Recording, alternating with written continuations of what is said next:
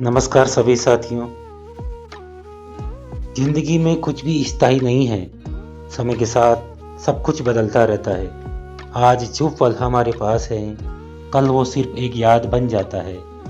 कभी खुशियाँ आती हैं तो कभी गम भी दरवाज़ा खटखटाते हैं। लेकिन सच यही है कि ये दोनों हमेशा ही नहीं रहते। वक्त हमें सिखाता है संभलना, समझना और आगे बढ़ना।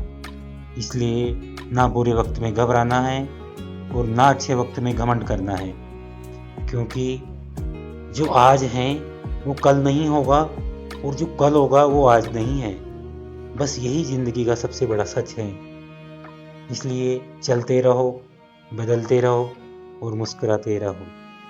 वीडियो अच्छा लगा हो तो लाइक और कमेंट ज़रूर करें। आपका एक कमेंट हमारे लिए बहुमूल्य है। धन्यवाद।